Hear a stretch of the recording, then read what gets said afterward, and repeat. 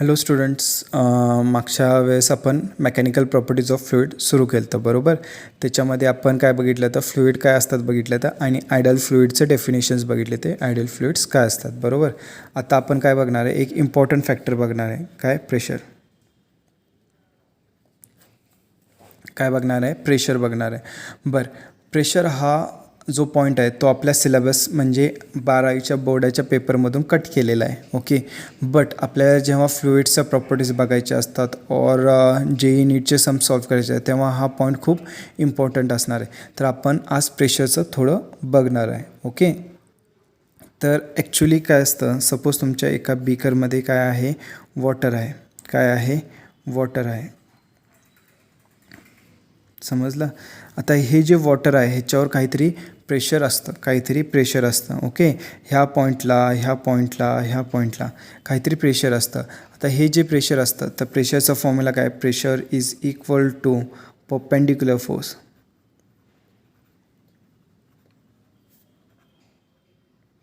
Upon area. Okay, कधी पण आपण प्रेशर कसं घेणार आहे, परपेंडिक्युलर फोर्स. जो पण तुम्ही फोर्स लावता, तुम्ही जर डायरेक्ट फोर्स लावला, सपोज 10 न्यूटनचा इथं जर तुम्ही डायरेक्ट फोर्स लावला तर डायरेक्ट घ्यायचं. सपोज तुम्ही काहीतरी असा क्रॉसमध्ये फोर्स लावताय तर तुम्ही काय घेणार, कंपोनेंट विच इज परपेंडिक्युलर. काय घेणार, component which is perpendicular to the direction. एक असं कंपोनेंट असणार, ह्याचं एक असं कंपोनेंट असणार बरोबर. तर जे कंपोनेंट परपेंडिक्युलर आहे तो जेवढा फोर्स असणार तेवढाच ॲक्ट होत असतो प्रेशरसाठी, तर प्रेशर काय असतं आपलं, परपेंडिक्युलर फोर्स अपॉन एरिया. फ्लुइडमध्ये काय असतं, परपेंडिक्युलर फोर्स अपॉन एरिया. एवढं समजलं. बरं, आता प्रेशर काय, स्केलर क्वांटिटी. प्रेशर काय आहे, स्केलर क्वांटिटी. आता ह्याचं युनिट बघूया. परपेंडिक्युलर फोर्स, कोणताही फोर्स असला त्याचं युनिट काय असतं, न्यूटन. एरिया कशात मोजतो आपण, मीटर स्क्वेअर. तर हे काय झालं, प्रेशरचं युनिट काय आहे, न्यूटन मीटर स्क्वेअर. ह्यालाच आपण पास्कल म्हणतो. काय म्हणतो, पास्कल म्हणतो. हे काय झालं आपलं डिराइव्ड युनिट. काय झालं, डिराइव्ड युनिट. हे काय झालं आपलं पास्कल, आणि पास्कललाच आपण काय म्हणतो, डिराइव्ड युनिट. ओके, बरं. प्रेशर वेगवेगळ्या फॉर्म्समध्ये फिजिक्समध्ये विचारतात. काही ह्याच्यामध्ये ॲटमॉस्फेरिक, त्याला आपण ATM म्हणतो, ॲटमॉस्फेरिक प्रेशर म्हणतात. तर 1 ATM is equal to 1.013 into 10⁵ pascal असतं. काय असतं, पास्कल असतं. समजलं हे. बरं, कधी कधी आपण बारमध्ये पण मोजतो. तर 1 बार, ओके, मिली बार, मायक्रोबार असे असतात. तर 1 bar is equal to 10⁵ pascal असतं. काय असतं, 10⁵ पास्कल. त्याच्यानंतर आपण 2 इन्स्ट्रुमेंट बघणार आहे, मोनोमीटर आणि बॅरोमीटर. हे कशासाठी यूज करतो आपण, atmospheric pressure of pressure of gas बघण्यासाठी यूज करत असतो. पण त्याचं मोजण्याचं परत कॅलिब्रेशन वेगळं असतं. ते कॅलिब्रेशन आपण 1 ATM म्हणजे atmospheric pressure is equal to 760 mm of Hg असं म्हणतो. काय म्हणतो, 760 mm ऑफ Hg. 760 mm म्हणजे हे हाईट असते, ऑफ Hg म्हणजे काय, मर्क्युरीची लेवल 760 mm वाढते त्याला आपण, और कमी होते त्याला आपण काय म्हणतो, 760 mm ऑफ Hg. और ह्याला तुम्ही असंही म्हणू शकता 76 सेंटीमीटर ऑफ Hg. काय म्हणता, 76 सेंटीमीटर ऑफ Hg. आणि हे 760 टॉर पण म्हणतो ह्याला. काय म्हणतो, 760 टॉर. तर हे वेगवेगळे युनिट्स आहेत. काय आहेत, वेगवेगळे युनिट्स आहेत. बरं, हे सगळ्यांनी नीट लिहून घ्यायचं आहे, कारण ह्याच्यावरचं मी तुम्हाला काही लिहून देणार नाही आहे. खरं हे एक्सप्लेनेशन गरजेचं आहे आपल्याला. ओके, तर हे सगळं तुम्ही आपल्या त्या बुकमध्ये लिहायचं आहे. असंच लिहा, तुम्हाला जसं समजेल तसं, कारण हे मेन आहे, इम्पॉर्टंट आहे. कधी कधी प्रश्न विचारता वेळेस डायरेक्ट म्हणतात 1 ATM ऑफ, काय विचारतात, 1 ATM ऑफ प्रेशर दिलेलं आहे. मग 1 ATMला तुम्हाला पास्कलमध्ये कन्वर्ट करून घ्यायला लागेल. और 1 बार दिलं असेल, और 1 मिली बार, त्याला तुम्हाला पास्कलमध्ये कन्वर्ट करायला लागेल. तर असे कन्वर्जन्स तुम्हाला करायला लागतात, म्हणून तुम्हाला माहिती असू दे. ओके, तर हे झालं आपलं प्रेशरचं. तर प्रेशर, सपोज प्रेशर काय असतं, प्रेशर हे कधी पण एका पॉईंटवर असतं. कशावर असतं, पॉईंटवर असतं कधी पण. प्रेशर होल सरफेसवर लागत नाही. जसं हे जे बीकर आहे ह्याच्यामध्ये ह्या पॉईंटवर प्रेशर आपण मोजतो. आपण कधीही मोजत नाही ह्या पूर्ण एरियावर किती प्रेशर असणार, असं कधीही मोजत नाही. आपण काय म्हणतो ह्या पॉईंटवर. का बघा तुम्ही, आपण डिवायडेड बाय एरिया केलं आहे. डिवायडेड बाय एरिया म्हणजे काय, ह्याचा एक युनिट जो असणार, ओके, युनिट 1 मीटर बाय 1 मीटरचा जो एरिया असणार त्याच्यामध्ये म्हणजे काय झालं, ते पॉईंट झालं. ओके, पॉईंट झालं. तर प्रेशर कधी पण आपण पॉईंट ह्याच्यावर मोजतो. कशावर मोजतो, पॉईंट ऑब्जेक्टवर मोजतो. तर pressure is always calculated on point, okay, not on the whole area. बरं, आपण काय बघूया आता की हे प्रेशर कमी होतं आहे की जास्त होतं. सपोज एका बीकरमध्ये पाणी आहे आणि इथं काय आहे ॲटमॉस्फेरिक प्रेशर, त्याला आपण काय म्हणू, पी नॉट म्हणू. ओके, ॲटमॉस्फेरिक प्रेशर आहे त्याला आपण काय म्हणू, पी नॉट म्हणू. आणि आपल्याला ह्या पॉईंटला प्रेशर काढायचं आहे, तर आपण काय करणार, आपण जनरल कन्सिडरेशन काय असतं, आपण इथे एक सिलेंडर कन्सिडर करतो. काय करतो, सिलेंडर कन्सिडर करतो. आणि तो सिलेंडर ह्या पॉईंट आणि ह्या पॉईंटचं जे हाईट असते तेवढीच ह्या सिलेंडरची हाईट असते. काय असते, तेवढीच ह्या सिलेंडरची हाईट असते. बरं, इथला जो प्रेशर आहे त्याला आपण काय म्हणू, पी म्हणूया. बरं, हे सिलेंडर आहे तर ह्याचा काहीतरी, ह्या सरफेसचा काहीतरी काय असणार, एरिया असणार. काय असणार आहे, एरिया असणार आहे. सो आपल्याला काय करायचं आहे आता, आपण हे सिलेंडर बाहेर काढूया. पी नॉट, ह्याचा एरिया ए, ह्याचा पण एरिया ए असणार आणि हे पी. बरं, हे प्रेशर काय आहे, स्केलर क्वांटिटी आहे. काय आहे, स्केलर क्वांटिटी. तर डायरेक्ट आपल्याला कसं कॅल्क्युलेट करता येत नाही. तर ह्याला आपल्याला काय करायला लागणार आहे, प्रेशरला फोर्समध्ये कन्वर्ट करून घ्यायला लागणार आहे. कारण फोर्समुळे आपल्याला काय भेटतात, डायरेक्शन्स भेटतात. काय भेटतात, डायरेक्शन. तर आपलं काय आहे, P is equal to F by A, बरोबर. तर मी असं म्हणू शकतो F is equal to P A, बरोबर. F is equal to P A. बरं, मग मी असं म्हणू शकतो की हा जो फेस आहे, हा जो एरिया आहे, हा वरचा एरिया जो ॲटमॉस्फिअरला कनेक्टेड आहे, त्या एरियाच्या इथं फोर्स किती असणार आहे, त्या एरियाच्या इथं फोर्स काय असणार आहे, F not is equal to P not A, बरोबर. F not is equal to P not A, बरोबर. हे झालं आपलं 1 देर. ओके, त्याच्यानंतर अजून एक फोर्स. ओके, हा जो फोर्स आहे तो कसा असणार आहे, downwards due to atmosphere. But इथं जे मॉलिक्युल्स आहेत, खालती ते काय करत असतात, एक अबाव फोर्स लावत असतात ह्या फेसवर. ओके, हा जो फेस आहे ना त्याच्यावर एक अबाव फोर्स लावत असतात. ओके, तो फोर्स काय असणार, F is equal to P A. बरं, एरिया तर सेमच आहे ना, आपण सिलेंड्रिकल घेतलं आहे तर सिलेंडरचा वरचा एरिया आणि खालचा एरिया सेम असतो, बरोबर. तर फक्त प्रेशर वेगळं असणार आहे. ओके, बरं, अजून काय लागतं बघा. बरं, ह्या सिलेंडरमध्ये जेवढं वॉटर असणार आहे त्याचं काहीतरी मास असणार आहे, बरोबर. बरं, ह्या मासमुळं हे वॉटर काय असणार आहे, खालती ओढल्या जाणार आहे ग्रॅव्हिटीमुळं, ड्यू टू ग्रॅव्हिटी. ओके, तर ह्याचा एक total force, gravitational force create होतो. काय होतो, total force, gravitational force create होतो. तो किती असणार आहे, एम जी. बरं, तिची डायरेक्शन काय असणार आहे, खालती असणार आहे, बरोबर. देअरफॉर मी असं म्हणू शकतो की टोटल फोर्स ॲक्टिंग डाऊनवर्ड्स काय असणार आहे बघा. एक आपला एफ नॉट पी जो ह्या फेसवर आहे. ओके, एफ नॉट आपण फोर्सच घेऊया, F not plus F G, बरोबर. काय येणार, F G. Okay, gravitational force downward आहे. Okay, is equal to F P F is equal to F. काय म्हणणार आहे, इज इक्वल टू एफ, कारण हाच एक अपवर्ड फोर्स आहे. आणि हे आपण इक्वल का घेतो आहे, कारण हे जे लिक्विड आहे ते स्टेशनरी आहे. आपण बीकरमध्ये ठेवल्यावर पाणी वरती खालती जात नाही आहे. ओके, ते फक्त काय आहे, एकाच जागी स्टेशनरी थांबतं आहे. स्टेशनरी थांबतं आहे. म्हणूनच आपण हे अप्लाय करू शकतो. का, कारण हे जे दोन फोर्स आहेत ते इक्वल टू कशाच्या फोर्सचे आहेत, हा जो खालनं ह्या मॉलिक्युल्सना लावलेला फोर्स आहे त्याच्या इक्वल आहेत.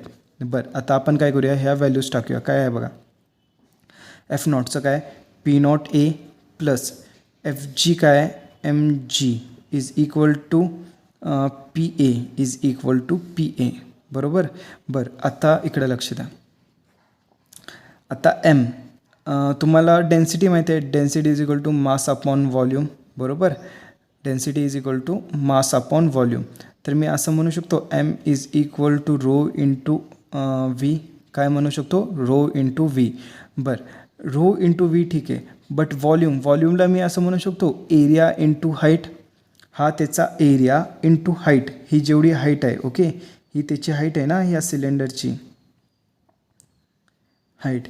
हा एरिया इंटू हाईट केलं की आपल्याला काय भेटतं, टोटल व्हॉल्यूम भेटतं. तर हे काय झालं, M is equal to rho A H. काय भेटतं आपल्याला, M is equal to rho A H. हे काय येतं, P not A plus M काय, rho A H G is equal to P A, बरोबर. हे इक्वेशन आलं आपलं. बरं, ह्याच्यात बघा ए ए ए कट होतो आणि आपल्याला शेवटी काय भेटतं, पी इज इक्वल टू, ही साईड इथं लिहिलं, P naught plus rho H G. Okay, हे प्रेशर असतं. हे काय असतं, pressure at this point. Pressure at this point भेटतं. म्हणजे काय नेमकं, pressure at any point. Okay, pressure at any point from the open surface is given by P is equal to P naught. From the open surface is given by P is equal to P naught plus rho GH. बरं, ह्याच्यामध्ये एरियाचा काही संबंध नसतो. Okay, काय एरियाचा काही संबंध नसतो. Area किती आहे, सपोज जर मी उद्या असं बीकर असतं माझं, तो क्लोनिकल फ्लास्क असता, तर ह्याचं काय झालं, हा एरिया कमी झाला, बरोबर. पण तरीही प्रेशर काढताना आपल्याला ह्या एरियाची गरज नसते. काय असतं, ह्या एरियाची गरज नसते. आपल्याला फक्त ही हाईट पाहिजे असते.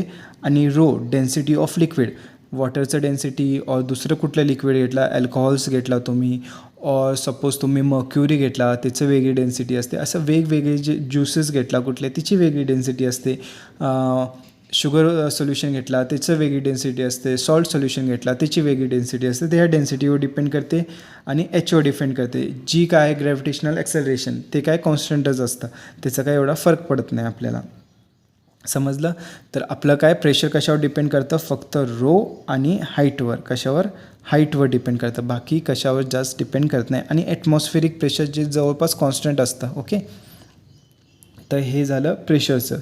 बरं, प्रेशरचं अजून थोडंसं आहे, ते बघूया.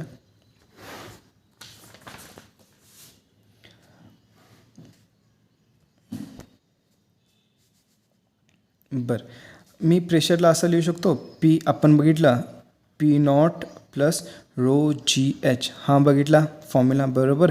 तर पी इज इक्वल टू मी असं लिहू, rho G H is sorry plus P naught, फक्त शिफ्ट केलं.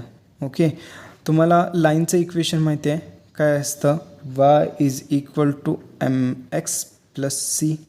काय असतं, Y is equal to M X plus C, बरोबर. तर इकडं बघा, P0 काय आहे, कॉन्स्टंट आहे, बरोबर. P0 काय, कॉन्स्टंट. ॲटमॉस्फेरिक प्रेशर आहे, कॉन्स्टंटच राहणार आहे, ते चेंज थोडी होतं. एका सेकंडाला 1.013 झालं इंटू 10⁵, दुसऱ्या सेकंडाला 2.459 इंटू 10⁵, चौथ्या सेकंडाला 0.005 इंटू 10⁵. असं चेंज थोडी होतं, हे कॉन्स्टंटच राहणार आहे. हे किती आहे, 180 m is equal to atmospheric pressure किती आहे, 1.013 इंटू 10⁵ पास्कल. हे कन्फर्म राहणार आहे, बरोबर. हे कॉन्स्टंट म्हणजे काय, पी नॉट रिझेंबल काय करतं, कॉन्स्टंट सीसाठी. पी नॉट रिझेंबल काय करतं, कॉन्स्टंट सीसाठी. आता इकडे बघा, आता एखाद्या लिक्विडचं डेन्सिटी कॉन्स्टंटच राहते. काय राहते, डेन्सिटी कॉन्स्टंटच राहते. आणि ग्रॅव्हिटेशनल ॲक्सेलरेशन काय असतं, कॉन्स्टंटच असतं. ग्रॅव्हिटेशनल ॲक्सेलरेशन कॉन्स्टंटच असतं. तर हे काय रिप्रेझेंट करतं, एमला रिप्रेझेंट करतं, एम. ओके, हे काय असतं, स्लोप असतो आपला. काय असतो, स्लोप. आणि हे काय, एक्स. एच काय, जसं जसं तुमचं एक्स म्हणजे काय, जसं जसं हाईट वाढत जाते तसं तुमचं काय होतं, प्रेशर इन्क्रीज और डिक्रीज होतं. जनरली ते इन्क्रीजेस होतं. काय होतं, इन्क्रीजेस. तर मला जर ग्राफ काढायचा असला त्याचा, तर कसं होणार बघा. Suppose X is equal to 0 तुम्ही इथं टाकलं, ओके, और H is equal to 0. Okay, स्टार्टिंगला तुमचा एच काय, ह्या इथं एच किती असणार, 0 असणार, बरोबर. काय असणार, एच इज इक्वल टू 0 असणार. मग एच इज इक्वल टू जरी 0 असलं तरी तुम्हाला पी नॉट काहीतरी प्रेशर भेटणार आहे, बरोबर. काहीतरी प्रेशर भेटणार आहे. मग at X is equal to 0, okay, तुम्हाला काहीतरी प्रेशर भेटणार आहे, त्याला आपण पी नॉट म्हणूया, बरोबर. त्याच्यानंतर कसं वाढतं आहे बघा, जसं एक्सची व्हॅल्यू वाढत जाते तसं प्रेशर आपलं वाढत जातं, तसं आपलं प्रेशर वाढत जातं. ओके. आणि हे इथं एक अँगल थीटा क्रिएट होतो. काय होतो? अँगल थीटा क्रिएट होतो. बरं, ह्या लाईनचा स्लोप किती असणार आहे? रो जी. ह्या लाईनचा स्लोप किती असणार आहे? रो जी. एम काय डिनोट करतो? स्लोपच डिनोट करत असतो ना. एम काय डिनोट करतो? स्लोपच डिनोट करतो. आणि स्लोपला आपण मॅथमॅटिकलमध्ये टॅन थीटा पण लिहितो. काय लिहितो? टॅन थीटा पण लिहितो. ते काय झालं? Rho G. Tan theta is equal to rho G. मग जर आपल्याला थीटा काढायचा असला ह्याचा, तर थीटा इज इक्वल टू काय येतं? टॅन इनवर्स ऑफ रो जी येतं. बरोबर. काय येतं? टॅन इनवर्स ऑफ रो जी. आणि अजून एक गोष्ट, प्रेशर कधी पण हॉरिझॉन्टली चेंज होत नाही. काय? हॉरिझॉन्टली चेंज होत नाही. ह्या पॉईंटला जो प्रेशर असणार तो इथं असणार, तो इथं असणार. ओके. हॉरिझॉन्टली प्रेशर चेंज होत नाही, फक्त वर्टिकली प्रेशर चेंज होतं. एका लेवलला, कुठल्याही एका लेवलला, सपोज हे बीकर आहे. ओके. ह्या पॉईंटला सेम प्रेशर असणार. ओके. काय असणार? ह्या पॉईंटला सेम प्रेशर असणार, ह्या पॉईंटला सेम प्रेशर असणार. ओके. हे दोन डिफरंट असणार. काय असणार? हे दोन डिफरंट प्रेशर असणार. इथलं सपोज 10 न्यूटन पर मीटर स्क्वेअर प्रेशर असलं और 10 पास्कल प्रेशर असलं, तर इथलं काय असणार? 20 न्यूटन मीटर स्क्वेअर प्रेशर असणार. हे चेंज होणार. बट इथं पण काय असणार? 20 न्यूटन पर मीटर स्क्वेअर असणार, इथं पण 20 न्यूटन पर मीटर स्क्वेअर असणार, आणि इथं पण 20 न्यूटन असणार. इथं 10 न्यूटन पर मीटर असणार, इथं 10 न्यूटन पर मीटर असणार, इथं 10 न्यूटन पर मीटर असणार. हॉरिझॉन्टल लेवलला प्रेशर चेंज होत नाही, वर्टिकल लेवलला तेवढं प्रेशर आपलं चेंज होतं. ही एक पॉईंट लक्षात ठेवायची. समजला? आणि अजून एक, सपोज इथलं प्रेशर आहे P1, इथलं प्रेशर तुम्हाला P2 कॅल्क्युलेट करायचं आहे. तर तुम्ही त्यावेळेस आपण जो बघितला तो कसा इथनं बघितलेला आहे. बरोबर. ह्या पॉईंटवरनं, ॲटमॉस्फिरिक पॉईंटवरनं. खरं आपला जो फॉर्म्युला आहे तो तुम्ही मला जर कुठल्या मधल्या पॉईंटचा जरी प्रेशर दिलेला असला, तर तुम्ही काय करू शकता? कुठल्या दुसऱ्या पॉईंटचा, त्याच्या खालच्या ज्या पॉईंटचा आहे तो पण काढू शकता. तो कसा काढणार बघा?